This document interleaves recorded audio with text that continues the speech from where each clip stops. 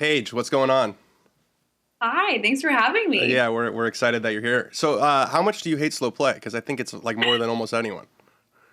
I despise slow pay. After junior golf, college golf, year professional, and then amateur golf, again, I can't do it.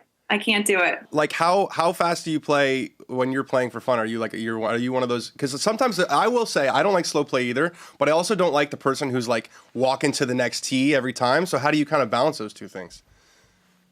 I try not to enforce it too hard when I'm playing with other people because you're right. Like, you don't want to be rushed, but when it's your time to go, you don't need to tell me a whole 15-minute story about the first time you picked up a golf club. Like, that is the thing that really bothers me. If I'm going out by myself on a twilight round of golf, I can get it done very quickly, and that's how I prefer to play. I know what you're talking about. My dad has a friend who's a big like tee the ball up and then like he's about to hit it and then he turns around and tells you a story, and the entire Yep. time you're just like stop telling me that story. Am I right in feeling like you're trying to emerge more as like you're posting more of your takes of your voice? Is that a kind of a conscious effort you're making this year? I've done that for a while, and especially on different platforms. But I think most people, when they think of me, they think of my Instagram account, which is mostly just pictures. And so on each platform, I try to post something that is a little bit different. So I'll do course vlogs, more instruction on YouTube, on X, or kind of these fun, sassy little pieces. And then on Instagram, it's more of the pictures. And on TikTok is just kind of, random, everyday kind of stuff. And so I try to diversify my content. And so people are like, oh, you can talk. And I'm like, yes, I can. And most people are like, oh, well, I still don't have the sound on. I'm like, it's fine. There's something for everyone in my content. Yeah, I think it's awesome how you're so upfront about like what's going on in the dynamic. I think it's great. Speaking of talking, I don't know if this is public yet, but you and I are both going to be broadcasting the Creator Classic together. You played in the first one, a little bit of a new role for you doing the live broadcast. Are you excited about it? And how did you decide to go on this side of it this time? I'm really excited. I think it's going to be an amazing opportunity. It's unlike anything that I've done before, so I'm a little bit nervous about that part of it.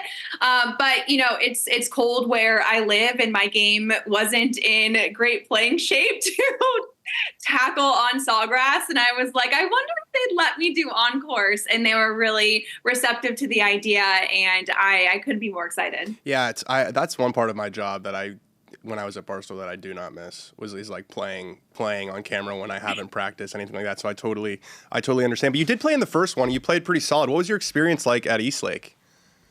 It was awesome. I haven't played like a real competitive stroke play round of golf since I quit playing competitively, which was 8 years That's ago. a long time, and yeah. so I was terrified on the first tee. I was shaking. It was so much fun though. I started out really rocky. I chunked my approach shot, chunked my putt, and I went like bogey, par, bogey. And then I got those two birdies back to back. And I was like, can I play professionally? Am I back? I was like, I can do this. I love this.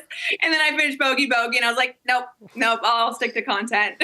Well, that was my whole thing with like tournament golf was I felt like you could spend 3 hours building a really, really good round, and then in 20 minutes you're like, what even happened here? I wanted to ask your overall thoughts on the professional game. There's been all this talk about reunification, and they're meeting with the president, and do we need the guys back? Do we not need the guys back? How do you think golf needs a merger?